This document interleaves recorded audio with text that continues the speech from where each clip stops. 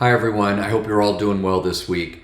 We're going to begin a series this week focused on a project that we recently completed, and this is an incredible project. It's a project that we did in partnership or in collaboration with a company called Tiffany Skilling Interiors. Tiffany is an incredibly talented designer that has put together one of the most amazing projects we've ever been a part of, and it's a 4-story brownstone in downtown Carmel that really had virtually nothing untouched. There may be in a few areas, but you're not going to be able to pick up where they are. And on every floor, there was an incredible amount of design that Tiffany's team put together, and in turn, there was an incredible amount of work and complexity and detail that our staff at the Lifestyle Group executed and implemented. I will not say to perfection, but we did a really, really good job. And I say that not in an arrogant or pat myself on the back sense, because it really wasn't me at all. It was the team of people that I have here and the folks that worked on site for many, many months bringing this thing to fruition.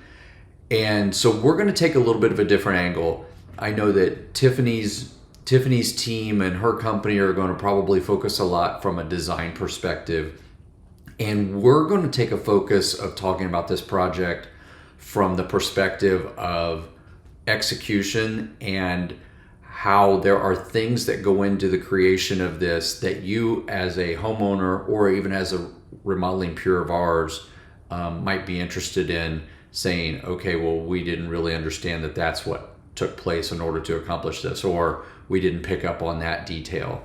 So for every floor of this 4-story brownstone, we went through and had a conversation about interesting elements and features of this particular project to give you a little bit of behind the scenes of the what and the why and how this thing came together and the things that we had to think about to create and to construct and to bring Tiffany's vision to life.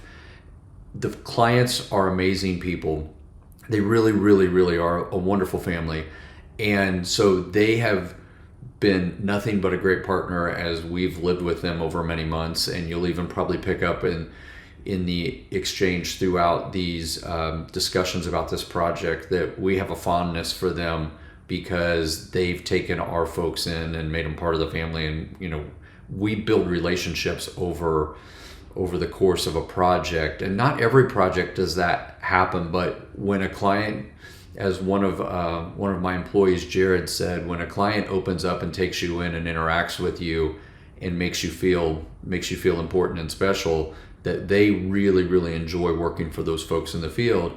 And it doesn't mean that's how it has to be, but it's just a nice touch when you're going to what becomes our guy's office every day to work.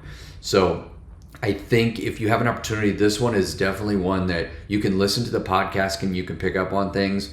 But if you can get onto YouTube and you can see the videos of this, and if you can follow us on Instagram or Facebook and really pick up on the detail and follow the things that we did in this project, I think you're going to find it very, very interesting, probably learn a few things. And if nothing else, you're going to get a really good sense of our abilities and the ability for us to do I would say our ability to be incredible craftsmen on a project and do some very, very detailed things that aren't just being done day to day. Obviously, when you have a project like this where you have so many details and so many moving parts, you have challenges that are going to arise. And I think that the ability of everyone on this project to adapt and to work in the best interest of the client is what made this successful. And you can imagine that after working in somebody's home for many months, that they might just be ready to be done with you and say, goodbye, thank you so much. But they were so gracious in letting us get a lot of video and a lot of pictures and a lot of things to document the end result of what we did. And we're really, really proud of it and hope that you'll enjoy what we share with you. So Our intent is to be helpful for those who are looking for tips, and that we can create a learning opportunity for some of you. Also to let you just see some of the details that Tiffany's team put together, which we're super proud to be able to have pulled off and to created this for her as well. Her team is really, really good, and they're so good at what they do. And I would highly encourage any one of you to engage somebody like Tiffany Skilling Interiors on a project as you're giving consideration to something, particularly if you're looking for something with a lot of detail and something that's elaborate and that you want to make a statement. And with that, I'll let you get into the first conversation that we've put together to talk about an element of this project. Okay, so bring us in. We're coming in the front door. This is what the guests would see for the first time, and this is stunning. Yeah. There is so much detail in here, just in this foyer. I want you to talk through that for me. Yeah, we have... And what went into it. Yeah, we had a ton of detail in here. Trim detail, tile detail, in-floor heat, and then obviously lighting and all of the accessories. So going into the detail of this trim, Tiffany laid out a vision, right? Yeah, so essentially I had the overall style given to me, and then the size of particular furniture that they were going to use. So they knew they were going to use this, they knew they were going to use this mirror. And then things were based off of that. The sconces were taken into consideration when laying out this wall. So this 5 panels was designed so that this one would be in the center, that the mirror would overlay the way it does and be balanced with the sconces. So all of this was given to me as a visual to then be able to execute. So we have in-floor heat in the under the marble floor. Not much changed except for just a closet unit in the hall closet. And now, the thing that I'm most interested in this space, because I don't want to say easy, but you like this panel laid itself out, this panel laid itself out, right? But yeah, there was definitely an area that did not lay itself out at all, and that is that stairway. And I want you to talk about how you executed this, because I know there was a point where we asked Tiffany and her team what did they envision for the stairway detail going up, and this is what you created that they envisioned, right? Yes. So we had the design of the foyer. We knew what we were going to, the style as far as the step, trim, and the 2-piece detail. So from that point, it always starts off with a blank slate. So I have, painted drywall, and you get out a laser level, you get out, a big 6-foot level, and you start making marks on the walls.